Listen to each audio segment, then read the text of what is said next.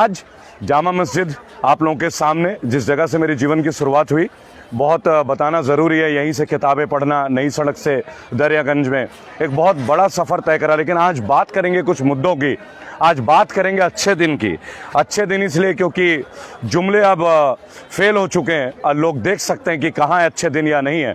चलिए आज बात करते हैं किसान आंदोलन की।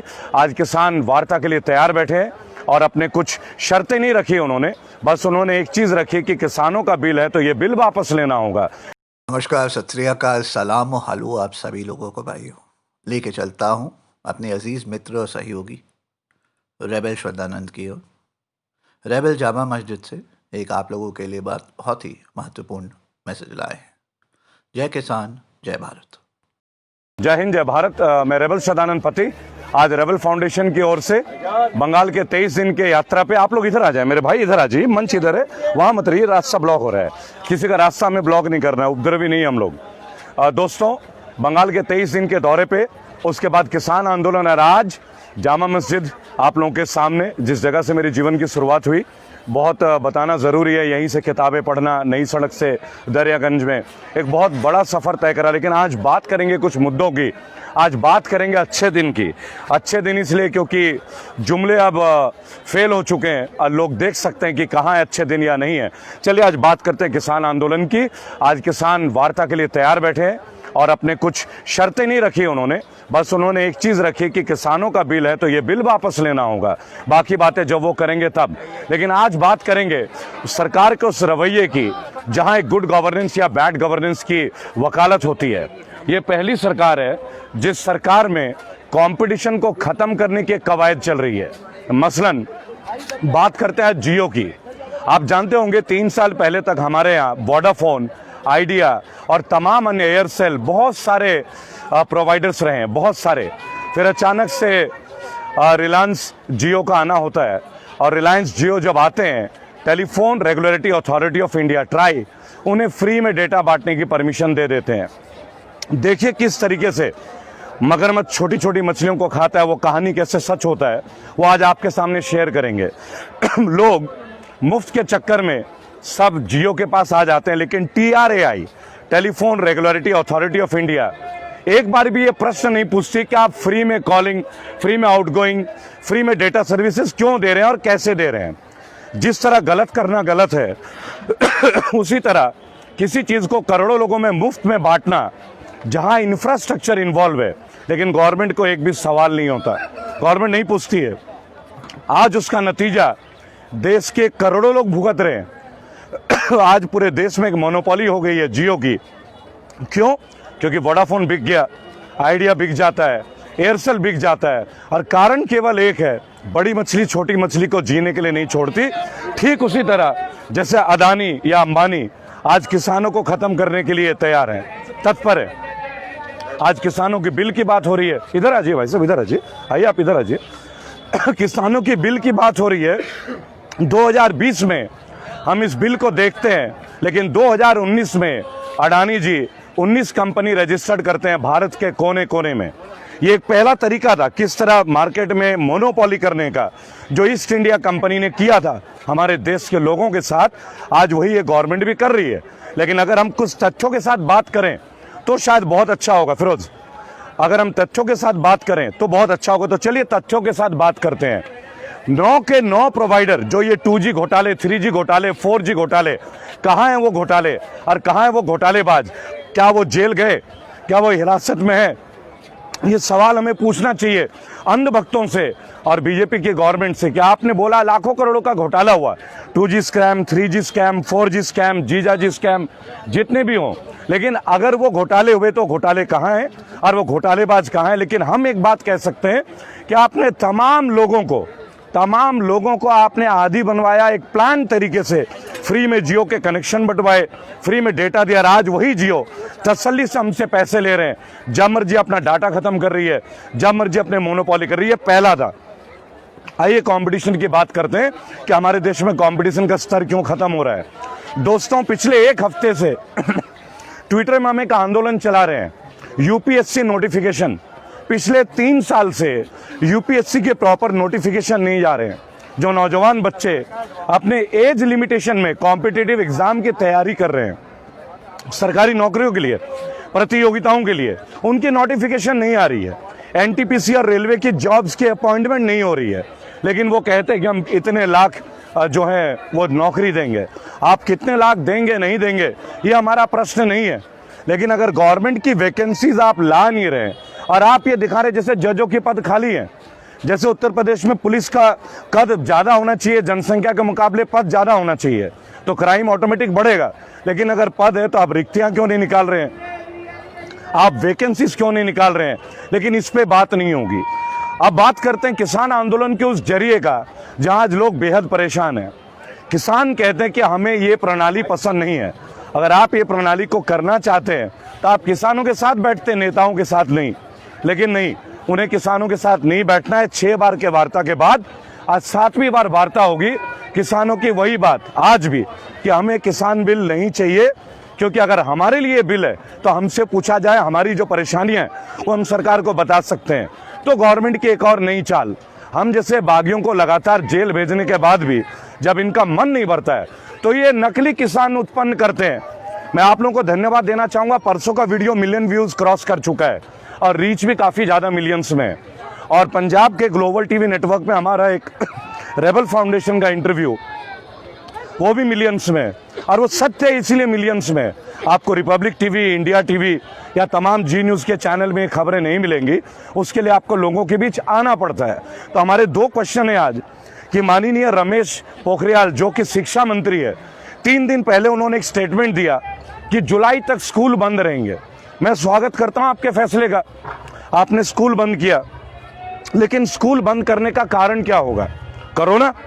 इसका मतलब कोरोना है? मैं यकीन नहीं करता। देखिए, मैं आज भी आपके सामने लाखों की तादाद पे रहता हूँ, 70 लाख 80 लाख से ज़्यादा लोगों से मैं मिल चुका हूँ, हॉस्पिटल भी जाता हूँ, मुझे कोरोना में यकीन नहीं है। और अगर आपको यकीन है और अगर आप छुट्टियां दे रहे हैं कि नहीं स्कूल बंद रहेंगे, तो क्यों ना बंगाल का इलेक्शन पोस्टपोन कर दें, क्योंकि कोरोना केवल स्कूल के बच्चों को तो अटैक करेगा नहीं, कोरोना केवल बच्चों पे तो नहीं आता है भाई। कोरोना तो एक बीमारी है, वो ना तो वो बहुत सेक्युलर भी है, जात पात को नहीं मानता, हिंदू मुस्लिम नहीं पहचानता, छोटे बच्चे बुजुर्ग किसी को भी अटैक कर सकता है।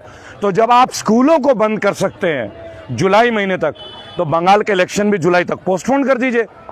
आपकी सत्यता का प्रमाण आपके एक्शन से हमें पता चल जाएगा कि हाँ ये बीमारी है, ये बहाव है। आप लोग इधर आ जाएं भाई प्लीज, देखिए वो रास्ता है, इधर आ जाइए भाइयों, इधर आ जाइए। लेकिन क्या ये प्रश्न हमारा उठाना गलत है कि जब आप स्कूल बंद कर रहे हो जुलाई तक, तो आप इलेक्शन को पोस्टपोन क्यों नहीं करते? भाई जनता लाखों की तादाद पे आती है भीड़ करने, लाखों की तादाद पे, तो फिर तो ये बीमारी और खतरनाक तरीके से फैलेगी। तो आपके नेताओं के लिए कोरोना का प्रोटोकॉल अलग है, छात्रों के लिए अलग है, गरीब मजदूरों के लिए अलग है। भाई 2 मिनट बात कर लेंगे प्लीज, है ना? आप ही के लिए बात करते हैं। जेल की यात्रा भी आप जैसे भाइयों के लिए है। हमारी मेहनत को सफल होने दीजिए, जनता की आवाजें जनता तक आने दीजिए। और अगर आप बोलना चाहे आइए, आपका स्वागत है, आप ही का मंच है मेरे भाई। दोस्तों, छोटा सा ये प्रश्न था, और अगर स्कूल आप जुलाई तक बंद कर रहे हैं, कुछ राज्यों में कॉम्पोजिट फीस एक नया चैप्टर है, नौकरी है नहीं, काफी लोगों की जॉब चली गई, वर्क फ्रॉम होम में सैलरी 40% कट है। इस वीडियो के माध्यम से तमाम सीबीएसई के जो प्राइवेट स्कूल हैं, बड़े बड़े school, Delhi public school, APJ international school, lotus valley school और जितने भी स्कूल हैं, क्या सरकार इन स्कूलों में जाके पता कर रही है क्या टीचरों को तनख्वाह पूरी मिल रही है? क्या स्टाफ को तनख्वाह पूरी मिल रही है? क्या अगर नहीं मिल रही है तो बच्चों से पूरी फीस क्यों ली जा रही है? उत्तर प्रदेश में एक नया शब्द है कॉम्पोजिट फीस, क्योंकि मैं उत्तर प्रदेश में रहता हूं, ग्रेटर नोएडा में रहता हूं, और मैंने पूरी फीस पेड की अपने बच्चों की। उसका कारण है, जब पेरेंट्स टीचर एसोसिएशन ने मुहिम डाली, भाई आप लोग इधर आ जाइए, उनका देखो बिजनेस का टाइम है, हमारी वजह से किसी को कष्ट न हो, इधर आ जाएं प्लीज, वहां मत जाम की जाए, इधर आ जाइए, आपका मंच आइए जी। तो मैं ये कहना चाहूंगा आपसे, कंपोजिट फीस, इसके नाम पे पेरेंट्स से पूरे फीस वसूले जा रहे हैं। क्या होता है कंपोजिट फीस, इसका परिचय दे दीजिए। उत्तर प्रदेश गवर्नमेंट ने 1 साल पहले ये कर दिया, तो क्या आपको पता था क्या कि कोरोना आने वाला है? आपको इसकी जानकारी पहले से थी क्या? कि पेरेंट्स प्रोटेस्ट करने वाले हैं। ये सवाल पेरेंट्स का भी है, सवाल शिक्षकों का भी है, क्योंकि शिक्षकों को पूरी पेमेंट मिल नहीं रही है। मैं आपको बताना चाहूंगा, प्राइवेट स्कूल के लाखों करोड़ों टीचर्स आज अपनी पेमेंट नहीं ले पा रहे हैं और अपना ऑनलाइन क्लासेस कर रहे हैं। और जियो का तांडव देखिए, इसी कोरोना पीरियड में जियो के चार्जेस बढ़ जाते हैं, मिनट्स बढ़ जाते हैं, मिनट्स बढ़ जाते हैं। आप इस बात को समझें। और इस तरह से एक एक्सप्लॉइटेशन का दौर शुरू होता है। लेकिन अगर ये प्रश्न पूछा जाए, हम यहाँ किसी को जाति से, रिलीजन से बांधने नहीं आए, यहाँ केवल मुद्दों की बात करेंगे कि अगर जेन्युइनली डेवलपमेंट की बात है, अगर आप एग्जाम्स पोस्टपोन कर रहे हैं, अगर आप स्कूल की पढ़ाई को पोस्टपोन कर रहे हैं, अगर आप स्कूल कॉलेजेस को बंद कर रहे हैं, तो क्यों ना इलेक्शंस को पोस्टपोन कर दें। क्या माननीय शिक्षा मंत्री, गृह मंत्री हमारे अमित शाह जी, उनको ये नहीं दिखता कि वो अभी शांति निकेतन गए और लाखों के तादाद पर उन्होंने रैली कर दी? क्या कोरोना ने उनको डिस्काउंट दे रखा है क्या? अमित शाह साहब के लिए अलग पैमाने हैं, बंगाल राज्य के लिए अलग पैमाने हैं, दिल्ली के लोगों के लिए अलग पैमाने हैं। एक माता पिता अपने बच्चे के साथ बगैर मास्क के जाए तो 2000 का चालान करा देते हो आप। क्यों भाई? कोरोना ने केवल ये बोला है कि तुम मास्क पहनोगे तो तुम्हें अटैक नहीं करूंगी या करूंगा। और लाखों के तादाद पे जब आता है तब कोरोना इनएक्टिव हो जाता है। देखिए, एक युवा जर्नलिस्ट होने के नाते तमाम वीडियो चैनलों को मैं एक बात बोलना चाहूंगा, जो भी नेशनल मीडिया के लोग हैं, मेरी अक्सर मुलाकात होती है। मैंने उस दिन रिपब्लिक टीवी के कुछ चैनल को किसान आंदोलन में देखा, वो माइक अपने जैकेट के अंदर घुसा रहे थे, उन्हें डर था। तो मैं उन चैनल वालों को एक बात बताना चाहूंगा, किसान कभी उग्र नहीं होते, आपको किसान से डरने की जरूरत नहीं है। लेकिन कृपया करके किसानों के लिए गलतफहमियां ना फैलाएं कि किसान पिज्जा खा रहा है, बर्गर खा रहा है। पिज्जा और बर्गर भी आटा से ही बनता है। क्या पिज्जा और बर्गर खाने के लिए हमें लाइसेंस की जरूरत है?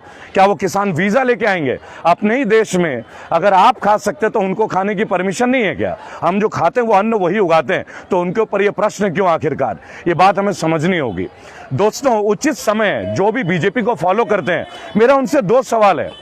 मैं आपके अगेंस्ट नहीं हूं, लेकिन खुली आंखों से जो चीज आपको दिखती हो, उन प्रश्नों को आप भी उठाएं। आखिर आप एक देश के जिम्मेदार नागरिक हैं। आंखें बंद करके तो किसी से प्यार नहीं करते हैं ना आप। अपने बच्चे को भी तो सुबह उठ के देखते होंगे ना कि बाल बढ़ गए तो बाल की कटिंग होनी जरूरी है, कपड़े गंदे तो कपड़े बदलने जरूरी है।